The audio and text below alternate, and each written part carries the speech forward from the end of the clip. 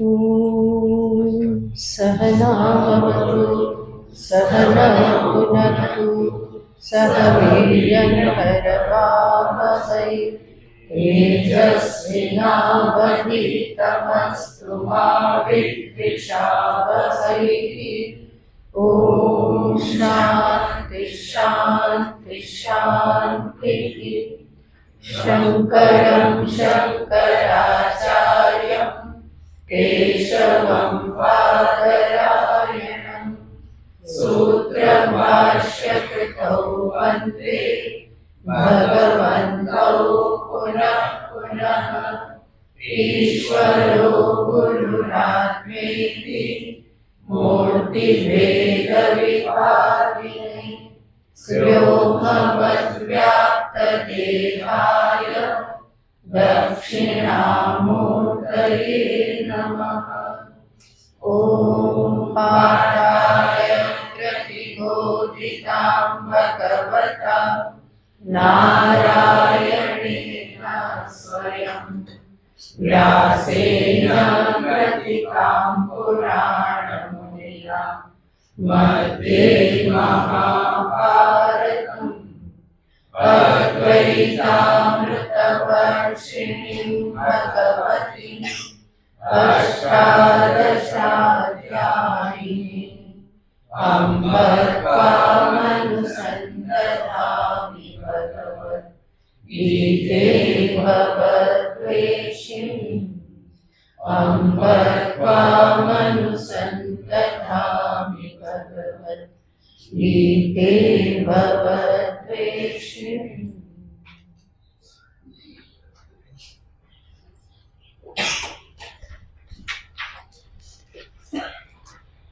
श्लोक नंबर 11।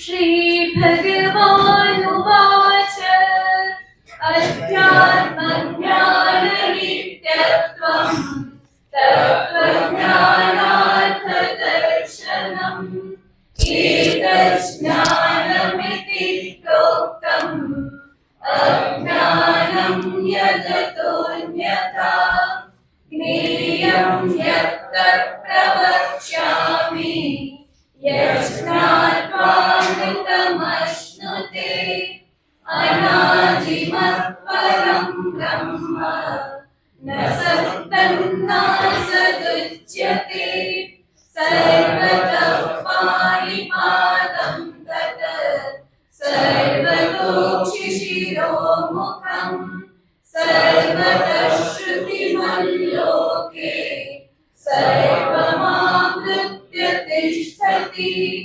सर्वेन्द्रियगुणाभासं सर्वेन्द्रियविवर्जितम् असक्तं सर्वभृच्चैव निर्गुणं गुणभोक्तृ च बहिरन्तश्च भूतानाम् अचरं चरमेव च सूक्ष्मत्वात्तद्विज्ञेयं दूरस्थं चान्तिके च तत्।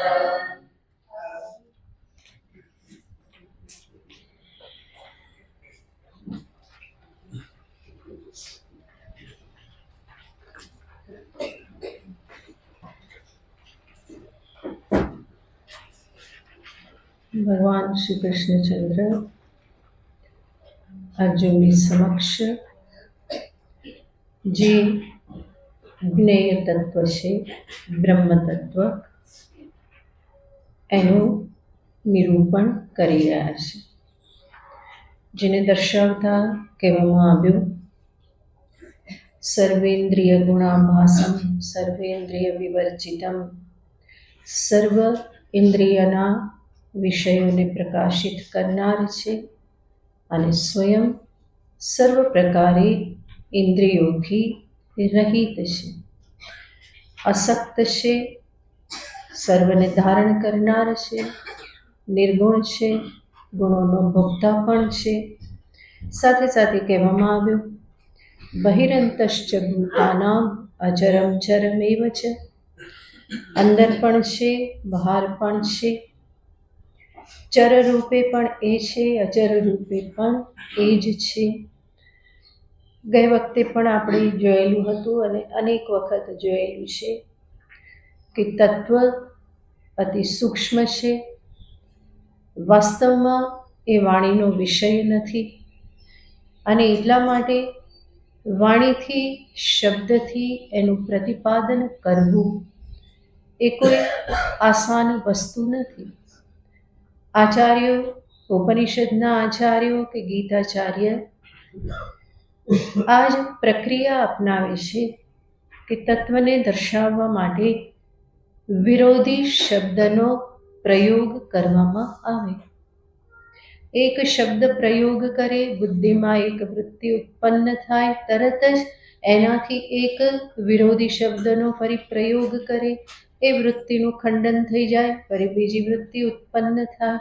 તો વસ્તુતઃ જે શબ્દથી પર તત્વ છે એને જ્યારે શબ્દના માધ્યમથી જ દર્શાવવાનું હોય, એના સિવાય બીજો કોઈ જ ઉપાય ન હોય, તો ત્યારે આ પ્રકારની પ્રક્રિયાનો જ આધાર લેવો પડે છે.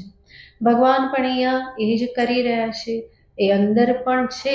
જ્યારે એવું લાગે કે માત્ર અંદર છે એવું જીવ સમજતો થાય તો શું કરત જ કે બહાર પણ છે. અને બહુ બહાર શોધવાને માટે ભાગમ ભાગ કરે તો એને શું કહેવામાં આવે? અંદર પણ છે. તો અંદર પણ છે અને બહાર પણ છે. સર્વ જીવ રૂપે રહેલો છે તો જડ પદાર્થ રૂપે પણ એ જ છે. એટલા માટે કહે છે સર્વચર અને અચર રૂપે એ જ તત્વ સર્વત્ર બેસી રહેલું છે.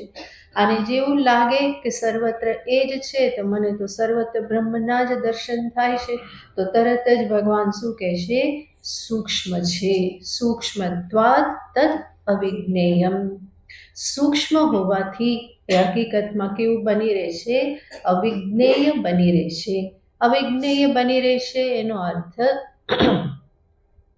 કે હકીકતમાં જેવી રીતે હું ઘટપટાદીને જાણું એવી રીતે બ્રહ્મને જાણી શકું નહીં.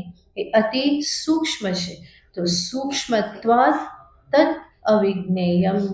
અતિ સૂક્ષ્મ છે. એને આસાનીથી જાણી લેવું સંભવ નથી કે પછી સર્વ કંઈ બ્રહ્મ છે એટલા માટે હું એવી રીતે એને પ્રગટ કરું કે આ પુસ્તક બ્રહ્મ છે, ટેબલ બ્રહ્મ છે, વસ્ત્ર બ્રહ્મ છે, હું બ્રહ્મ છે, તું બ્રહ્મ છે, પેલું બ્રહ્મ છે. માત્ર આવું કરી દેવાથી બ્રહ્મ તત્વનું જ્ઞાન થઈ જતું નથી. એ વાસ્તવિક જ્ઞાન રહેતું નથી. એ તો કેવું જ્ઞાન બની રહેશે? તો કે ખંડ ખંડ જ્ઞાન બની રહેશે. એક એક ખંડ છે એને તમે શું કહો છો? આવી રીતે બ્રહ્મ છે. તો અહીંયા ભગવાન સ્પષ્ટ કરવા માંગે છે કે તત્વ અતિ સૂક્ષ્મ છે. એટલા માટે એ ઇન્દ્રિયની પકડમાં પણ નથી આવતું, શબ્દની પકડમાં પણ આવતું નથી અને મનોવૃત્તિની પકડમાં પણ આવતું નથી. તો સૂક્ષ્મત્વાદ તદ અવિજ્ઞેયમ. જ્યારે એને અવિજ્ઞેય કહેવામાં આવે, અવિજ્ઞેય યાને એને જાણી શકાતું નથી, તો આપણા મનમાં ફરી પાછું તરત જ શું આવે? હું એને જાણી નથી શકતો. એનો અર્થ એ ક્યાંક હશે, બહુ દૂર હશે. તો દૂરસ્થમ ભગવાન કહે છે કે હા દૂર તો છે જ, પણ જેવું મનમાં આવે કે દૂર છે તો તરત જ ભગવાન શું કહે છે? અંતિકે છે. સૌથી નજીક પણ શું છે? એ જ છે. તો શબ્દનો આ રીતે જ પ્રયોગ કરવો પડે. જે દુરાચારી છે, જે ચંચળ છે, જે અધિકારી નથી થયો એના માટે તત્વ કેવું બની રહેશે? તો કે જાણે કે બહુ દૂર છે. અને જેને જાણી લીધું તો એનું પોતાનું જ સ્વરૂપ છે. એટલા માટે અંતિકે એ ઘણું જ નજીક છે. એનો અર્થ દૂર પણ છે અને નજીક પણ છે. તો દૂરસ્થમ ચ અંતિકે જ. ઉપનિષદ પણ આ પ્રમાણે જ એનું નિરૂપણ હંમેશા કરતું હોય છે. જે લોકો એ તરફ દ્રષ્ટિ નથી કરતા એના માટે કેવું બની રહેશે? બહુ દૂર બની રહેશે. અને જે એ અધિષ્ઠાન તત્વ પર દ્રષ્ટિ કરવાનો પ્રયત્ન કરે છે તો એ ચેતન તત્વ તો પોતાનું જ સ્વરૂપ છે, જરા પણ દૂર નથી. તો દૂરસ્થમ ચ અંતિકે જ. આ જ તત્વને હજુ આગળ ભગવાન દર્શાવતા કહે છે अविभक्तं च भूतेषु अविभक्तं च भूतेषु विभक्तमिव च स्थितम् विभक्तमिव च स्थितम् भूतभर्तृ च तज्ज्ञेयम् भूतभर्तृ च तज्ज्ञेयम् ग्रसिष्णु प्रभविष्णु च ग्रसिष्णु प्रभविष्णु च अविभक्तं च भूतेषु विभक्तमिव च स्थितम् भूतभर्तृ च तज्ज्ञेयम् ग्रसिष्णु प्रभविष्णु च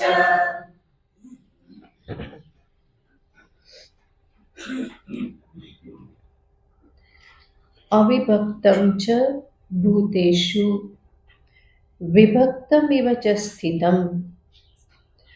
આગળ જ્યારે આપણે જોયું કે કોઈ એવી રીતે જાણે કે આ બ્રહ્મ છે, આ બ્રહ્મ છે, હું બ્રહ્મ છું, તું બ્રહ્મ છે, તે બ્રહ્મ છે, આવી રીતે જાણે તો ભગવાન કહેશે કે હકીકતમાં એ આવી રીતે ટુકડા ટુકડા રૂપે રહેલું નથી. કેવું છે? અવિભક્તમ ચ ભૂતેષુ, સર્વભૂતોમાં અવિભક્ત યાને વિભાજન થયા વગર, વિભાગ થયા વગર એ અખંડિત સ્વરૂપે જ સર્વભૂતોમાં રહેલું છે. અવિભક્તમ ચ ભૂતેષુ વિભક્તમિવ ચ સ્થિતમ, એ અખંડિત રૂપે જ રહેલું છે. માત્ર જણાય છે કેવું? જાણે કે ખંડમાં વહેંચાયેલું છે. વિભક્તમ ઇવ, જાણે કે વિભાજિત થઈ અને જાણે કે સ્થિત છે. તો આવી રીતે તો જણાય છે. દરેક ન જાણનાર અજ્ઞાની કે જે હજુ થોડું ઘણું માત્ર વેદાંત સમજે છે તો પણ એની સમજદારી કેવી રહેશે? વિભક્તમિવ ચ સ્થિતમ, બધામાં આત્મા ચૈતન્ય કેવો છે? તો કે અલગ અલગ રૂપે રહેલ છે. હું એક ચૈતન્ય, બીજું ચૈતન્ય, ત્રીજું ચૈતન્ય આત્મા, ચોથું ચૈતન્ય આત્મા. તો હંમેશા કેવી બુદ્ધિ બની રહેશે? વિભક્તમિવ ચ સ્થિતમ. આપણે જ પોતાનો અનુભવ જોવાનો. જાણીએ છીએ કે આ અખંડ છે, અવિભક્ત છે, અદ્વિતીય છે, અને છતાં પણ બુદ્ધિ કેવી બનતી રહેશે? ભિન્ન ભિન્ન છે એવી જ બુદ્ધિ બનતી રહેશે. તો એ તત્વ જણાય છે એવી રીતે વિભક્તમિવ, જાણે કે એ દરેકમાં વહેંચાયેલું હોય, વિભાગવાળું હોય એવું જણાય છે. પણ હકીકત શું છે? ભૂતેષુ અવિભક્તમ, સર્વભૂતોમાં એ કેવું રહેલું છે? અવિભક્તમ, જરા પણ વિભાજિત થયા વગર અખંડ રૂપે, અદ્વિતીય રૂપે, એ અવિભાજ્ય રૂપે સર્વની અંદર રહેલું છે. જેવી રીતે અનેક ઘડા હોય તો એ બધામાં આકાશ આપણને કેવું દેખાય? વિભક્તમિવ ચ સ્થિતમ. 50 ઘડા તો 50 ઘટાકાશ દેખાય. પણ હકીકતમાં આકાશ એવી રીતે 50 ઘડાઓમાં વિભક્ત થયેલું છે? નથી થયું. એ તો કેવું છે? એક જ છે. સર્વ ઘટેષુ અવિભક્તમ, સર્વઘટમાં એ કેવું છે? અવિભક્ત જ છે, અને છતાં પણ દેખાય છે વિભક્તમિવ ચ સ્થિતમ. તો જેવી રીતે આકાશ એક અખંડ છે પણ એ જાણે કે ખંડિત થયેલું હોય એવું જણાય છે, એવી જ રીતે પરમાત્મા એક અખંડ સર્વવ્યાપક છે, છતાં પણ કેવા જણાય છે? વિભક્તમિવ ચ સ્થિતમ. સાથે સાથે ભગવાન કહે છે કે આ જ તત્વ એ કેવું છે? કે સર્વરૂપે એ જ રહેલું છે. બ્રહ્મા વિષ્ણુ મહેશ રૂપે પણ કોણ છે?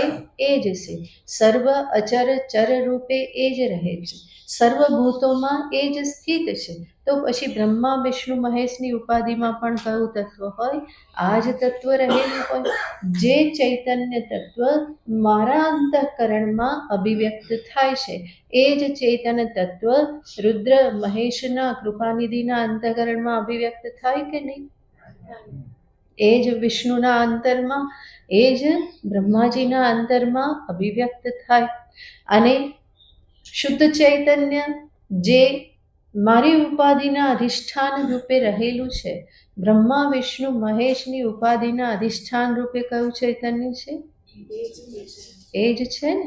તો એક જ અખંડ ચૈતન્ય જ અવિભાજ્ય ચૈતન્ય છે.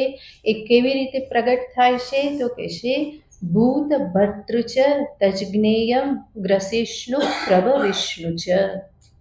પ્રભ વિષ્ણુ યાને જેમાંથી બધું ઉત્પન્ન થાય છે, ઉત્પન્ન કરનાર યાને બધું ઉત્પન્ન કરનાર ઉપાધિ છે, એને આપણે શું કહીએ છીએ?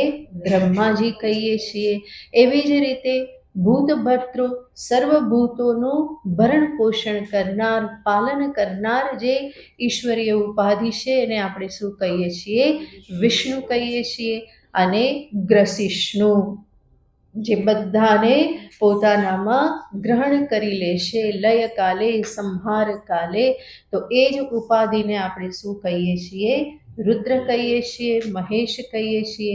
તો ભૂત ભર્તૃ ચ ગ્રસિષ્ણુ ચ પ્રભ વિષ્ણુ ચ તજ જ્ઞેયમ. એ જ્ઞેય તત્વ જ પરમાત્મ તત્વ જ બ્રહ્મા વિષ્ણુ અને મહેશ રૂપે પણ રહેલું છે. તો ત્યાં પણ કોઈ એના ખંડ થતા નથી, વિભાગ થતા નથી કે બ્રહ્માજીમાં આટલું ને વિષ્ણુમાં આટલું ને રુદ્રમાં આટલું. એક જ અવિભાજ્ય રૂપે અવિભક્ત તત્વ જ એ સર્વ ઉપાધિમાં પણ વ્યાપ્ત છે. તો એક જ પરમાત્મા અવિભક્તમ ચ ભૂતેષુ વિભક્તમિવ ચ સ્થિતમ. પરમાત્મ તત્વની આ સર્વવ્યાપકતા દર્શાવી, સર્વરૂપે એ રહેલ છે એ પ્રમાણે દર્શાવ્યું. હવે આગળ એનું જ જ્યોતિ સ્વરૂપ ભગવાન દર્શાવે છે.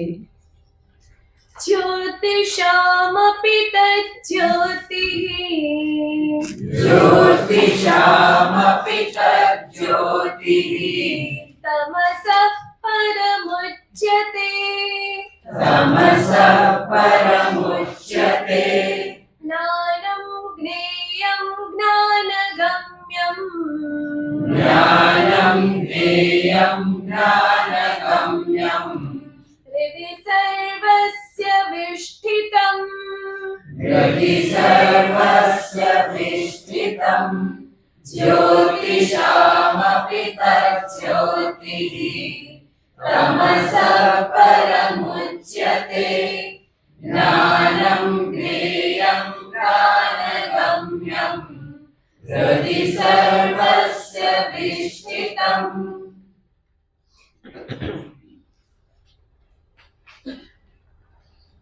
જ્ઞેય તત્વ કેવું છે? જ્યોતિષામ અપિ તજ્જ્યોતિઃ.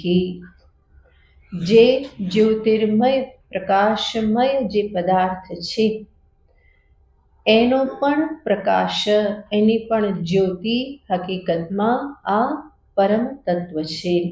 તો જ્યોતિષામ અપિ તજ્જ્યોતિઃ. જે જ્યોતિષ્મત એવો જે પદાર્થ છે, એવા પદાર્થો કયા? તો કે સૂર્ય જે છે કેવા છે? તો કે જ્યોતિ પ્રકાશથી યુક્ત છે. સૂર્ય, ચંદ્ર, અગ્નિ આ બધા કેવા છે? જ્યોતિષ્મત પદાર્થ છે. અને એવા જ્યોતિષામપિ તજ્જ્યોતિઃ. સર્વ જ્યોતિર્મય પદાર્થોની પણ જ્યોતિ જે છે.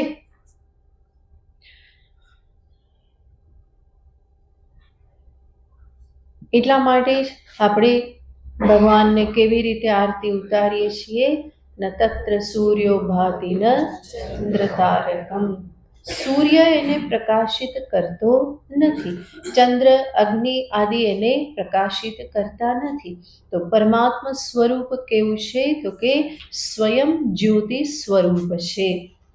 જેવી રીતે દ્રષ્ટાંતને જ સમજીએ તો સૂર્ય સર્વ પદાર્થોને પ્રકાશિત કરે છે, સર્વ પદાર્થોનું ભાન કરાવે છે. સૂર્યપ્રકાશથી જ સર્વ પદાર્થોનું ભાન થાય છે. દિવસ હોય કે રાત હોય, કોનાથી ભાન થાય છે? સૂર્યપ્રકાશથી જ ભાન થાય છે. તો સૂર્ય જે છે એને કહેવાય કે એ જ્યોતિષ્મત જ્યોતિ પદાર્થ છે કે જે બીજાનું ભાન કરાવે છે. જ્યોતિર્મય પદાર્થ હોય એ શું કરે? તો કે બીજાનું ભાન કરાવે. સૂર્યથી અન્ય પદાર્થનું ભાન થાય, ચંદ્રથી અન્ય પદાર્થનું ભાન થાય, દીવો પ્રગટાવીએ અંધારું હોય તો અન્ય પદાર્થોનું ભાન એ દીવાની જ્યોતિથી થાય. તો જે અન્યનું ભાન કરાવે એ બધા પદાર્થ કેવા છે? તો કે જ્યોતિષમત પદાર્થ છે, એ પ્રકાશક પદાર્થ છે અને બીજાનું પ્રકાશન કરે છે, પ્રકાશક. તો સર્વ પ્રકાશક પદાર્થોને પણ જે પ્રકાશિત કરનાર છે. સૂર્ય બધાને પ્રકાશિત કરે, બધાનું ભાન કરાવે. ભાન કરાવે એનો અર્થ શું? તો કે એના અસ્તિત્વને જાહેર કરે. અંધારું હોય અને દીવો પ્રગટાવીએ તો એ દીવાના પ્રકાશથી શું થાય? ઘડો પડ્યો હોય તો એનું ભાન થાય. એ ભાન થવું એનો અર્થ શું? ઘડો ત્યાં છે, એનું અસ્તિત્વ છે એ સિદ્ધ થાય છે. તો ભાન થવું એનો અર્થ અસ્તિત્વની સિદ્ધિ કરવી. તો પ્રકાશિત પદાર્થ અન્ય પદાર્થના અસ્તિત્વનું ભાન કરાવે છે, અસ્તિત્વની સિદ્ધિ કરે છે.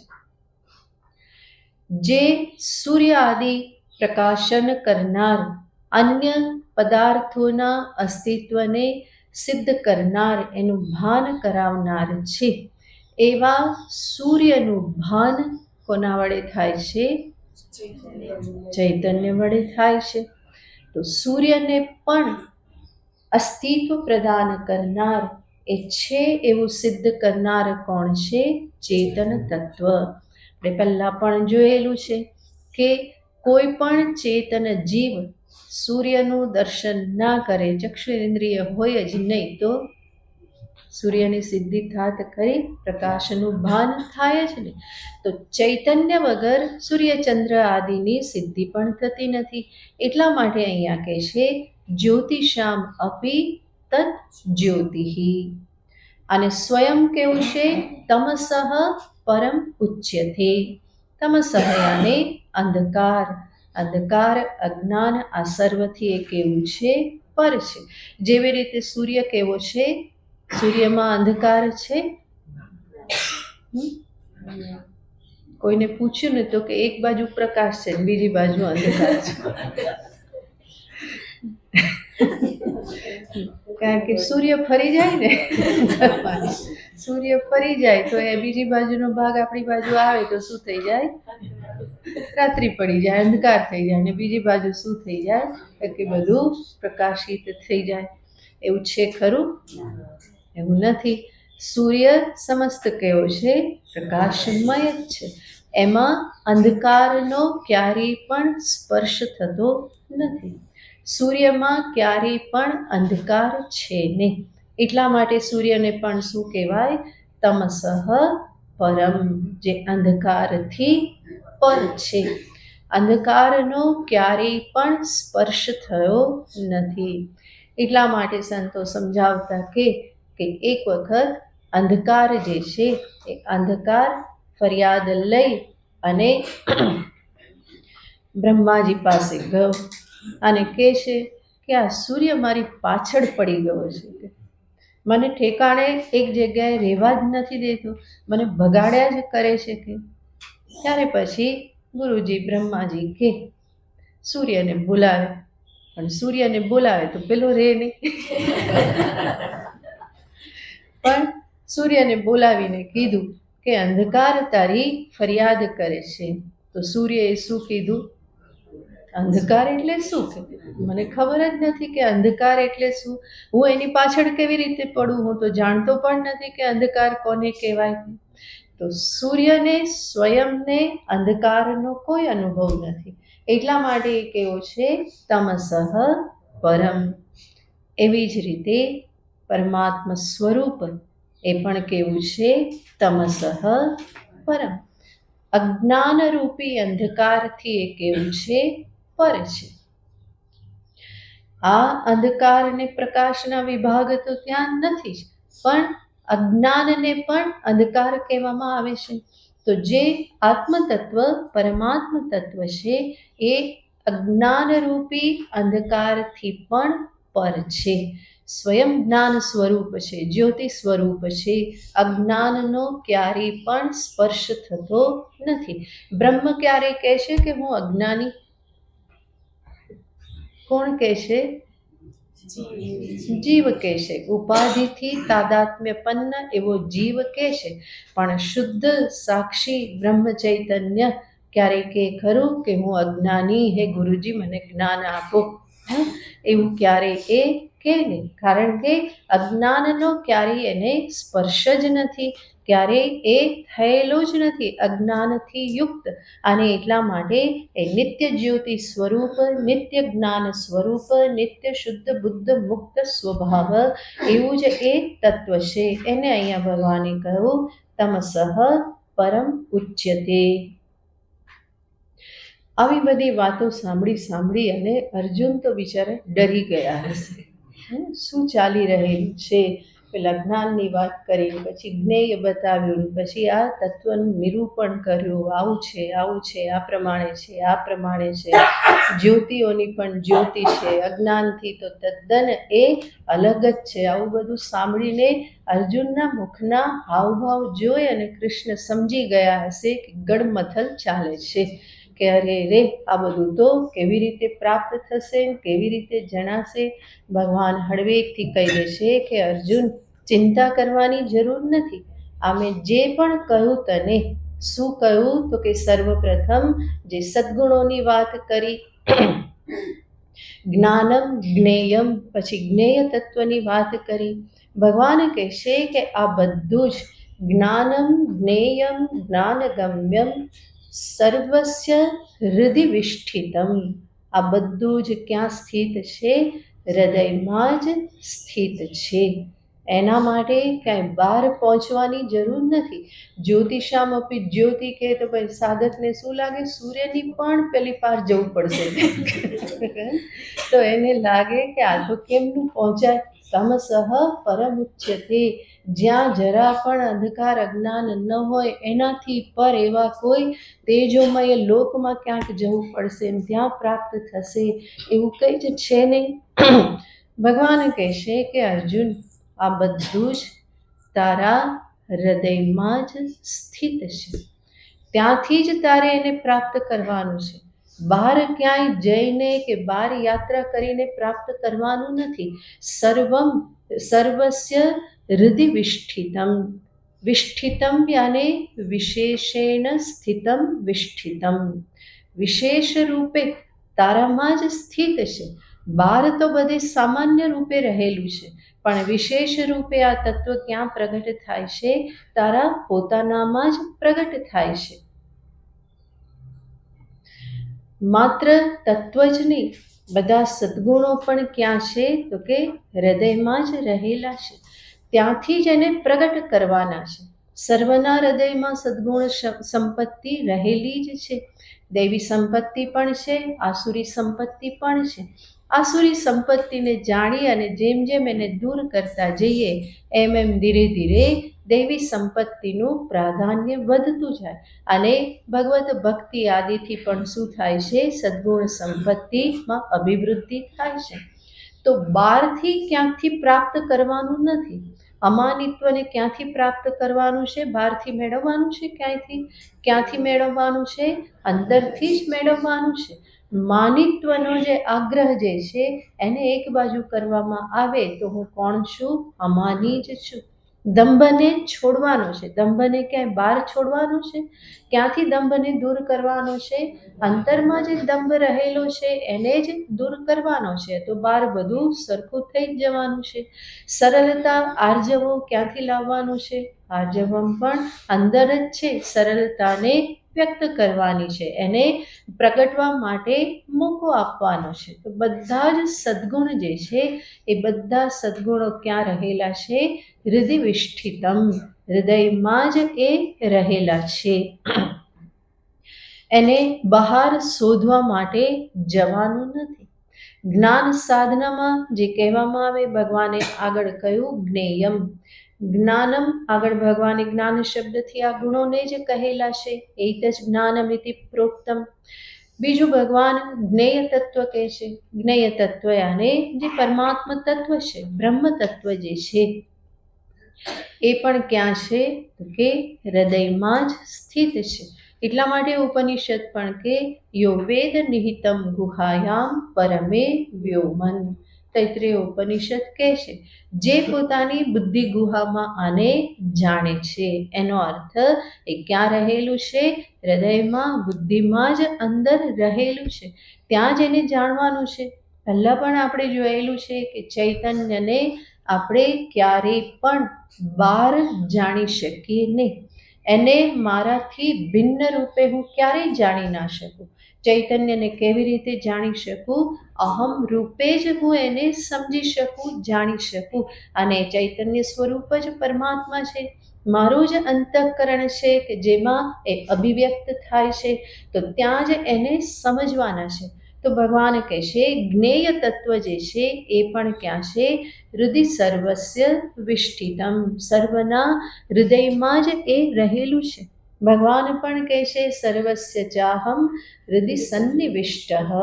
હું સર્વના હૃદયમાં રહેલો છું. ભગવાન ઈશ્વર તત્વને પણ કહે છે હૃદયેષર્જુન તિષ્ઠતિ. ઈશ્વર પણ ક્યાં છે તો કે સર્વના હૃદયમાં જ સ્થિત છે. તો ભગવાનના આવા અનેક શબ્દો છે કે જે દર્શાવે છે કે ભગવાન ઈશ્વર પરમાત્મા ક્યાં છે? મારા જ પોતાના હૃદયમાં સ્થિત છે. અહમાત્મા ગુડાકેશ. ભગવાન આગળ આ પણ કહી ચૂકેલા છે કે હે ગુડાકેશ, અહમ આત્મા, તારો આત્મા, તારું સ્વરૂપ કોણ છે? હું જ છું. આ જ અધ્યાયમાં ભગવાને આગળ શરૂઆતમાં જ કહ્યું ક્ષેત્રજ્ઞમ ચાપી મામ વિદ્ધિ. ક્ષેત્રજ્ઞ રૂપે જે બધું જાણનારો છે, જે હું પોતે જ સમજું છું કે હું સર્વને જાણનાર છું, તો એ જાણનારા રૂપે ભગવાન કહે છે હું જ રહેલો છું. સર્વસ્ય ભૂતેષુ ક્ષેત્રજ્ઞમ ચ અહમ. હું જ ક્ષેત્રજ્ઞ છું. તો ભગવાનના આવા કેટલા બધા વચનો છે કે જે ફરી ફરીને કહેશે કે હું હૃદયમાં જ રહેલો છું.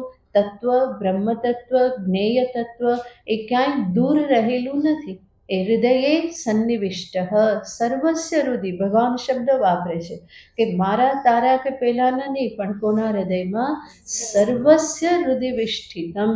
એટલા માટે એવું પણ જોવાનું નથી કે મને તો ક્યાંથી પ્રાપ્ત થાય, પેલો તો બહુ આગળ છે એને પ્રાપ્ત થઈ જશે, પેલું બહુ આગળ છે મારામાં તો સામર્થ્ય નથી.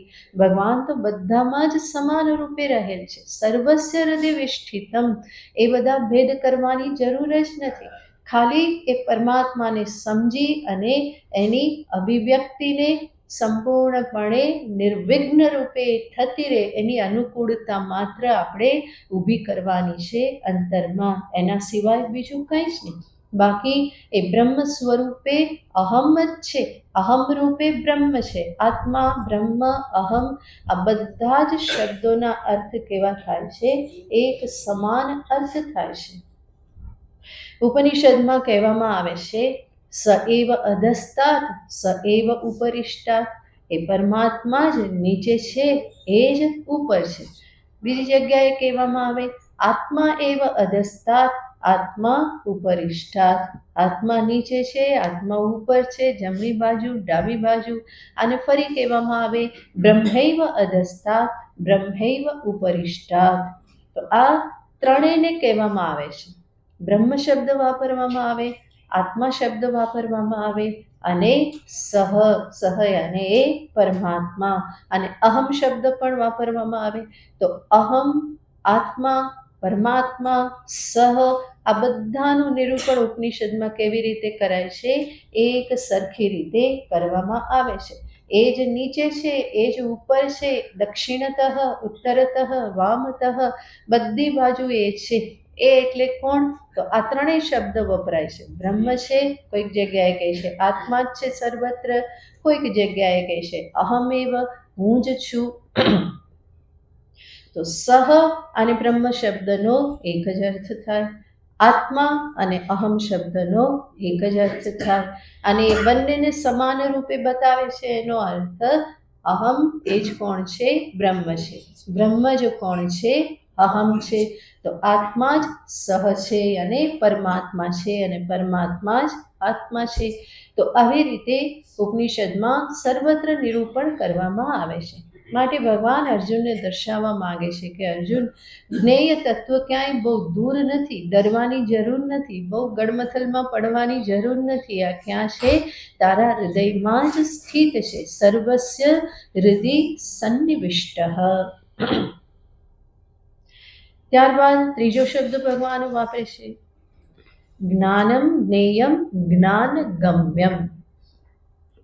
જ્ઞાનગમ્યમ યાને તત્વજ્ઞાનથી જે ગમ્ય છે, પ્રાપ્ય છે, જેને જાણવાનું છે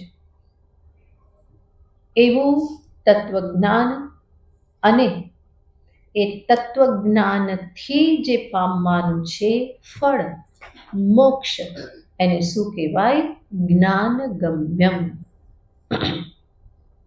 જ્ઞાન યાને તત્વજ્ઞાન, અને તત્વજ્ઞાનથી જેને પામવાનું છે, જેને જાણી શકાય છે, પામી શકાય છે, તો એ શું છે? એનું ફળ, તત્વજ્ઞાનનું ફળ. ફળ શું છે? જેને મોક્ષ કો, પરમાનંદ પ્રાપ્તિ કો, સંસાર બંધનથી મુક્તિ કો. આ બધાનો અર્થ શું થાય છે? એક જ. અને આવો આ મોક્ષ કેવી રીતે પ્રાપ્ત થાય છે? જ્ઞાનથી જ પ્રાપ્ત થાય છે. એટલા માટે મોક્ષને શું કહેવામાં આવે? જ્ઞાનગમ્યમ. જે જ્ઞાનથી જ ગમ્ય છે, પ્રાપ્ત થાય છે. બ્રહ્મ તત્વ કે જે વસ્તુતઃ તત્વ છે, યાને એને જ શાસ્ત્રમાં એક તત્વ કહેવામાં આવે છે, વસ્તુ કહેવામાં આવે છે. વસ્તુ શબ્દ બ્રહ્મ માટે વપરાય છે.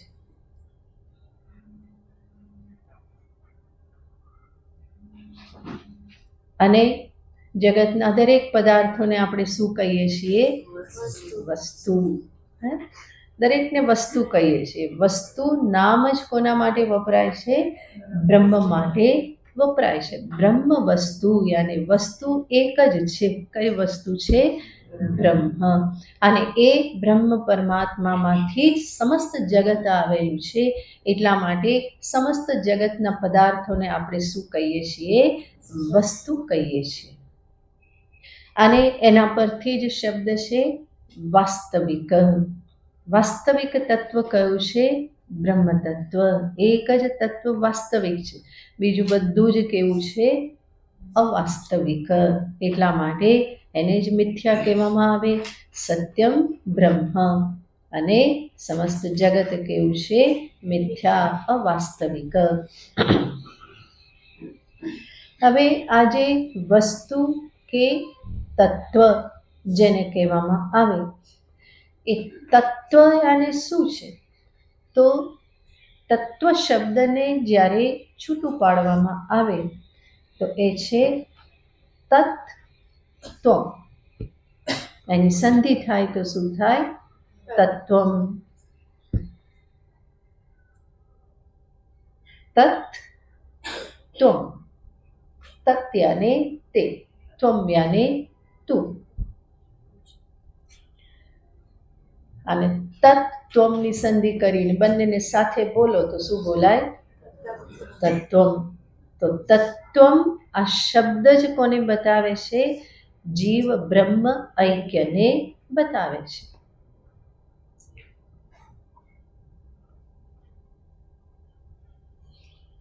અને આ જ્ઞાનને જ તત્વજ્ઞાન કહેવાય. તત્વજ્ઞાન યાને કયું જ્ઞાન? જીવ બ્રહ્મ ઐક્યનું જ્ઞાન.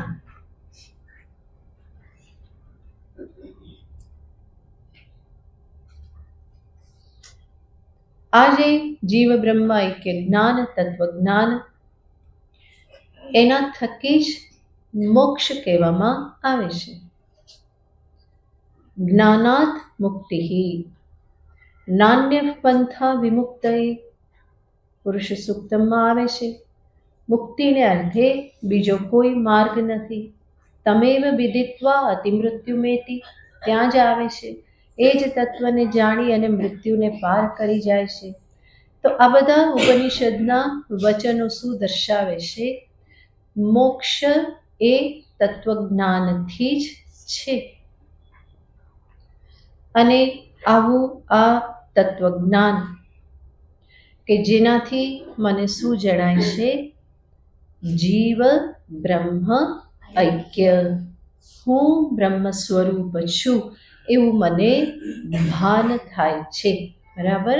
જ્ઞાન થવું યાને ભાન થવું. જ્ઞાન કોનું થાય? જે વસ્તુ પહેલેથી હોય. બરાબર? જ્ઞાન કોનું થાય? જે વસ્તુ પહેલેથી હોય. જ્ઞાન કંઈ ઉત્પન્ન કરતું નથી. જ્ઞાન કંઈ સજાવટ કરતું નથી. જ્ઞાન કંઈ મિક્સ રિમિક્સ કરતું નથી. પણ જ્ઞાન શું કરે છે? જ્ઞાન માત્ર જ્ઞાપક છે, જણાવે છે. તો તત્વજ્ઞાન જે છે એ તત્વજ્ઞાન મને શું જણાવે છે? તું બ્રહ્મ છે. અને બ્રહ્મનું સ્વરૂપ શું છે?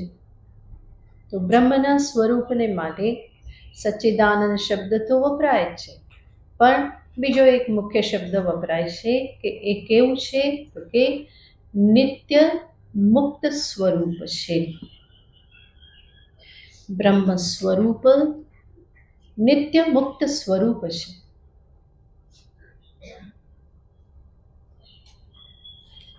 બંધન એ જીવની ભ્રાંતિ માત્ર છે. સાચું બંધન ક્યારેય છે નહીં. તમે જ વિચાર કરો, તમને કોણે બાંધી રાખે છે? હા, કોઈ દોરડી બાંધેલી છે? શું તકલીફ છે? કોઈ તકલીફ? મુક્ત જ છો ને? કેવું પડે. એ જ સાચું છે. સ્થૂલ શરીરને કોઈ બાંધ્યું નથી. સૂક્ષ્મ શરીરને કોણ બાંધી શકે? મનને કોઈ બાંધી શકવાનું નહીં. કારણ શરીર તો અવિદ્યા છે ને, કોણ બાંધવાનું? અને આ ત્રણેય શરીરની સાથે આત્માનો ક્યારેય સંગ થયો નથી. તો એ ત્રણ શરીર પણ આત્મા માટે બંધનરૂપ બને નહીં. ચૈતન્યનો ક્યારેય કોઈની સાથે સંગ થયો નથી. ચૈતન્યને કોઈ બાંધી શકે એમ નથી. એ સંભવ જ નથી. એટલા માટે યશોદા કૃષ્ણને બાંધી શકતા નથી. દામોદર જ્યારે ભગવાનના દામમાં ઉદરમાં જ્યારે દામ બાંધે તો હંમેશા દોરડી કેવી થાય? ઓછી જ પડે. 2 આંગળ ઓછી પડે. તો સંતો ત્યાં એ જ કહે છે કે કૃષ્ણના નસીબમાં જ બંધન નથી. કૃષ્ણના નસીબમાં જ બંધન નથી. એટલા માટે યશોદા એને કેવી રીતે બાંધી શકી? તો કૃષ્ણ પરમાત્મા સ્વરૂપ જે છે એના નસીબમાં, એના સ્વરૂપમાં બંધન જેવું કંઈ છે ને, એને કોઈ બાંધી શકે એમ છે ને. અને એનું જે પારમાર્થિક સ્વરૂપ, ચૈતન્ય સ્વરૂપ, એ જ મારું સ્વરૂપ છે. તમે આટલું વેદાંત સાંભળો છો, હવે બુદ્ધિમાં એટલો તો નિશ્ચય થઈ ગયો ને કે હું આ શરીરાદી નથી. ભલે દેહમાં આત્મબુદ્ધિ બની જતી હોય, પણ નિશ્ચય તો નથી રહ્યો ને કે હું આ દેહ જ છું, આ પ્રમાણે જ છું. એ નિશ્ચય નથી રહ્યો. તો શરીર તમે નથી. સૂક્ષ્મ શરીર મન ઇન્દ્રિય આદિથી પણ પોતાને અલગ તમે સમજી શકો છો. વિચાર કરવાથી, આટલા શ્રવણથી, સત્સંગથી એટલો તો નિશ્ચય થઈ ગયો કે હું વાસ્તવમાં કોણ છું? ચૈતન્ય સ્વરૂપ છું. ચેતન જ મારું સ્વરૂપ છે. એ ચેતન સ્વરૂપને સામે રાખીને વિચાર કરો, કોઈ બંધન છે ખરું? એને કોઈએ ક્યારેય બાંધેલું છે? નથી. એનો અર્થ ચૈતન્ય સ્વરૂપે હું કેવો છું? નિત્ય મુક્ત છું. અને આ નિત્ય મુક્ત ચૈતન્ય સ્વરૂપ હું છું. આ જ્ઞાનથી હું જાણી શકું. બરાબર? નહીં તો મુક્ત હોવા છતાં પણ હંમેશા રોદણાસુરો બંધનમાં છું, પણ એવું છે નહીં. ચેતન સ્વરૂપ જેને ક્યારેય કોઈ બંધન સ્પર્શ કરતું નથી. તો આ આત્માનું જે નિત્ય મુક્ત સ્વરૂપ, બ્રહ્મનું જે નિત્ય મુક્ત સ્વરૂપ, ચૈતન્ય સ્વરૂપ, એનું જ નામ છે મોક્ષ. મોક્ષ યાની મુક્તિ, નિત્ય મુક્તતા. આ નિત્ય મુક્તતા ક્યાં છે? આ જ ચૈતન્ય સ્વરૂપ નિત્ય મુક્ત છે. આવું આ નિત્ય મુક્ત સ્વરૂપ, એને જાણી લેવાથી જ શું છે? મુક્તિ છે. એને જાણવાથી બંધનની ભ્રાંતિ નિવૃત્ત થઈ જાય છે, બંધનની ભ્રાંતિ જતી રહે છે. અને હું મને પોતાને કેવી રીતે સમજું છું? હું નિત્ય મુક્ત જ છું. પોતાની આ નિત્ય મુક્તતા એને જાણવી એ જ મોક્ષ છે. તો આવો મોક્ષ ક્યાં સ્થિત છે? હૃદય સર્વસ્ય વિષ્ઠિતમ. એને ક્યાંય જઈને પ્રાપ્ત કરવાનું નથી. પોતાની નિત્ય મુક્તતાને અપરોક્ષતયા સમજીને એમાં સ્થિર થવું, એ જ શું છે? મોક્ષ છે. મોક્ષ નામની કોઈ વસ્તુ અલગ ક્યાંય રહેલી નથી. મને મોક્ષ પ્રાપ્ત થશે ત્યારે એવું નથી કે કેટલા બધા દોરડા બધા કપાતા જશે ને હું કેવો થઈ જઈશ? મુક્ત થઈ જઈશ. એવું નથી. કોઈ દોરડા એવા છે જ નહીં. દોરડા બંધાયેલા છે એ માત્ર ભ્રાંતિ થઈ હતી. ભરવાડે ગાયને બાંધી હતી, હકીકતમાં દોરડાથી બાંધી નહોતી.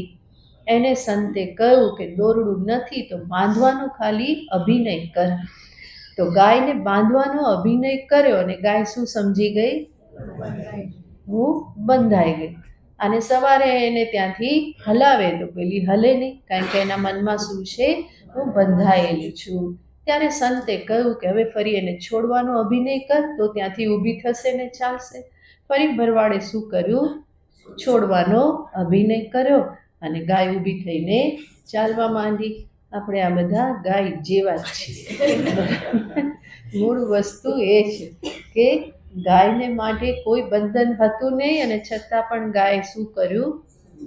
બાંધી લીધું. બંધાઈ ગઈ છું એવું માની લીધું. અને પછી છોડવામાં આવી, પાછી છોડવામાં નહીં આવી. અભિનય માત્ર થયો.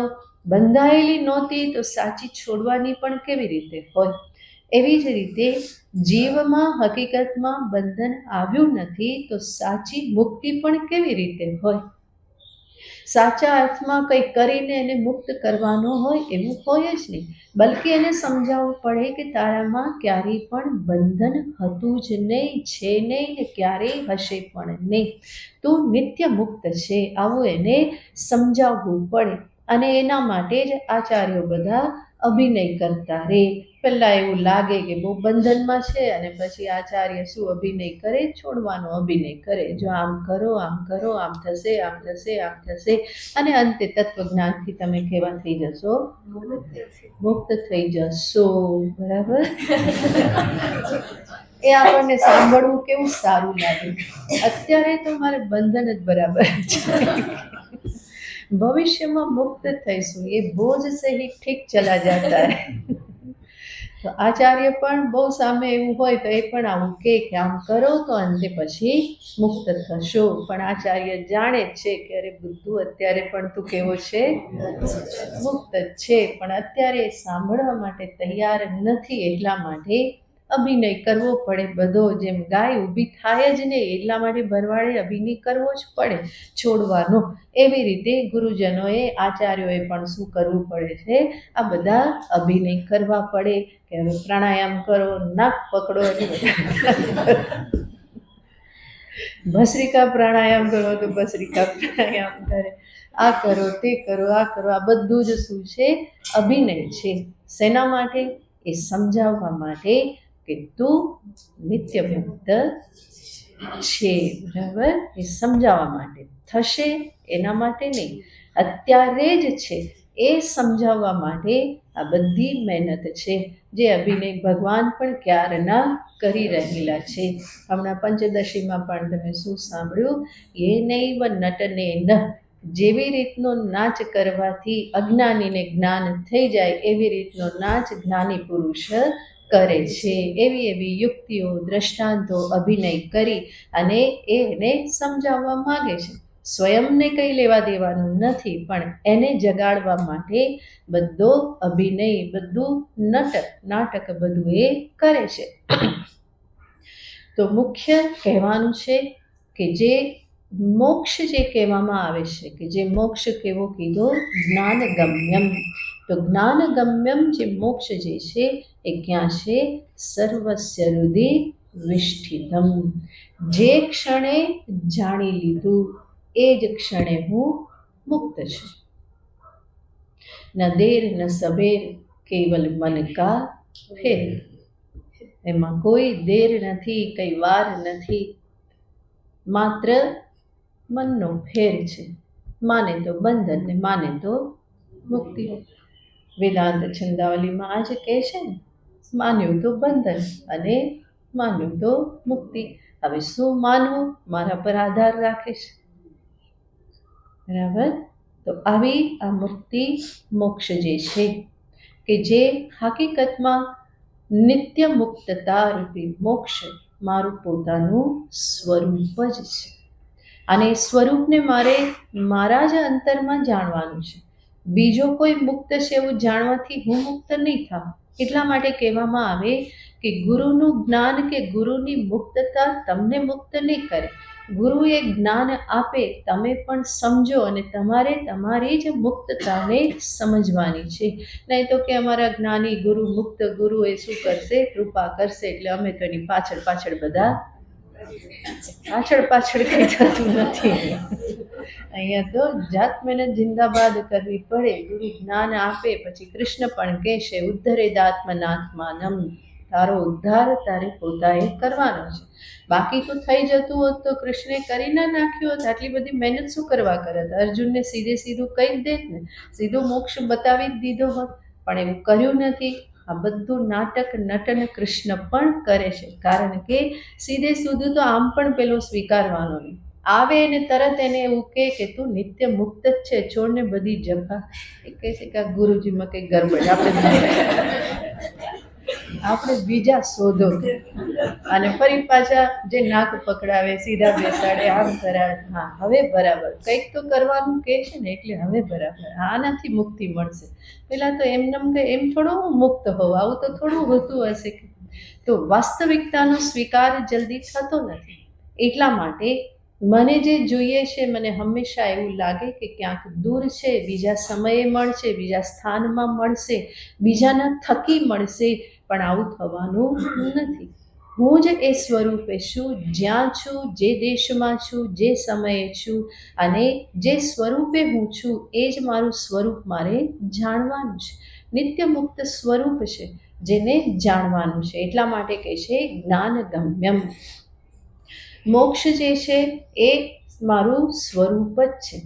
જે વસ્તુ પ્રાપ્ત જ હોય અને જ્ઞાનથી પ્રાપ્ત થતી હોય તો ત્યાં પ્રક્રિયા છે. જ્ઞાતમ સત ફલમ ભવતી. મોક્ષ એ જ્ઞાનનું ફળ છે. મોક્ષ જ્ઞાનનું ફળ છે. એ ફળ મને ક્યારે પ્રાપ્ત થાય? તો કહેશે જ્ઞાતમ સત ફલમ ભવતી. એક વખત એને જાણી લીધું તો એ જ ફળ છે. ફળ બીજું કોઈ નથી કે ફરી જાણ્યા પછી મારે બીજે ક્યાંકથી એને પ્રાપ્ત કરવાનું હોય. જે સમયે જાણ્યું એ જાણવું એ જ શું છે? ફળ છે. એને પામવું છે. જેવી રીતે ચશ્મા પહેરેલા છે એ જાણવું એ જ ચશ્માની પ્રાપ્તિ છે. બરાબર? નહીં તો નાક પર ચશ્મા હોય અને લાગે શું? ચશ્મા જ શોધે. ચશ્મા શોધ્યા કરે તો એ એવી રીતે મળવાના નથી બહાર, પણ જે સમયે મળ્યા તો ત્યારે જ શું છે? એની ઉપલબ્ધિ છે. જાણ્યું એ સમયે જ પામવાનું છે. અહીંયા જ છે જાણ્યું અને બધું શાંત થઈ જાય છે, ખતમ થઈ જાય છે. એવી જ રીતે હુંને પામવાનું છે. અને એ હું વિસરાઈ ગયેલો છે. જે સાચો હું છે.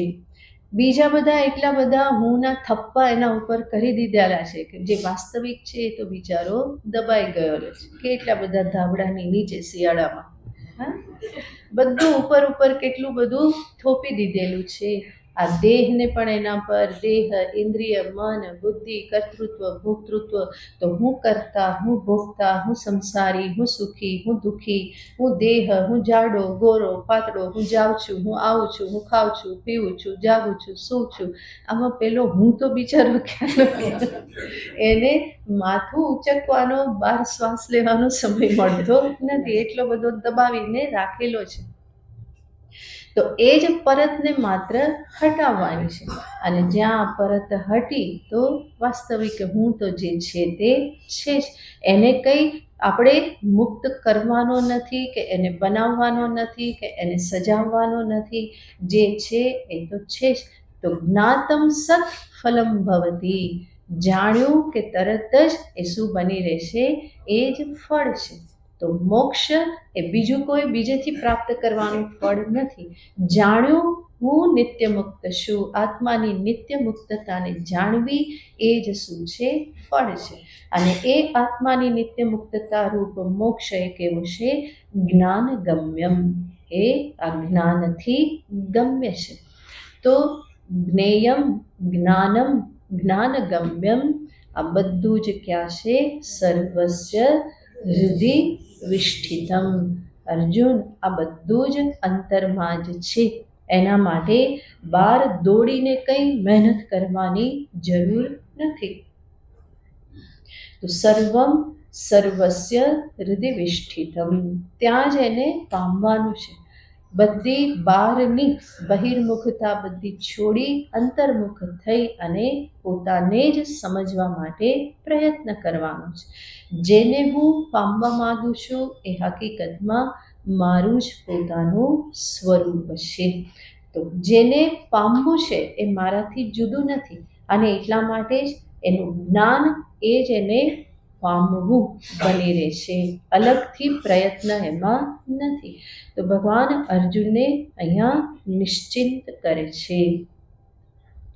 અને સાથે સાથે હવે આગળના શ્લોકમાં ભગવાન કહે છે કે અર્જુન, આ બધાને મારો ભક્ત જે છે એ સરસ રીતે જાણી લે છે. ભક્તિને સાધન રૂપે દર્શાવી દે છે. આગળનો શ્લોક.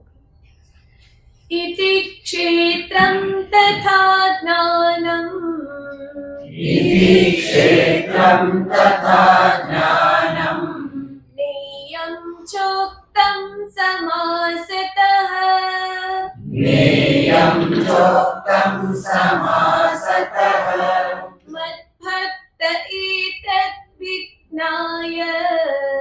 मद्भक्त एतद्विज्ञाय मद्भावायोपपद्यते मद्भावायोपपद्यते इति क्षेत्रं तथा ज्ञानम् ज्ञेयं चोक्तं समासतः मद्भक्त एतद्विज्ञाय मद्भावायोपपद्यते.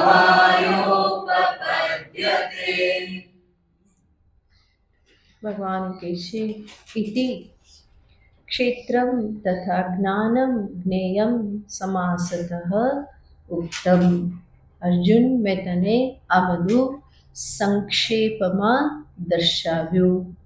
ભગવાને સંક્ષેપમાં જ દર્શાવ્યું છે. વિસ્તારથી દર્શાવે તો થાય શું ને? આ એક ક્લાસ જ કેવો પડી ગયો, બહુ ભારે પડી ગયો.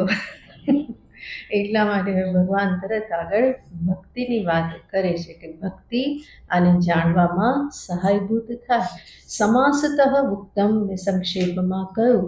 અને આ બધું મદભક્ત એતદ વિજ્ઞાય, મારું ભક્ત જે છે એ આને જાણી અને મદભાવાયોપપદ્યતે, અંતે મારા જ ભાવને, મારા જ સ્વરૂપને એ પ્રાપ્ત કરી લે છે. વિશેષ પછી જોઈશું. પૂર્ણમદ પૂર્ણમિદં પૂર્ણાત પૂર્ણમુદચ્યતે पूर्णस्य पूर्णमादाय पूर्णमेवावशिष्यते ॐ शान्ति शान्ति शान्तिः हरिः ॐ श्रीगुरुभ्यो नमः हरिः ॐ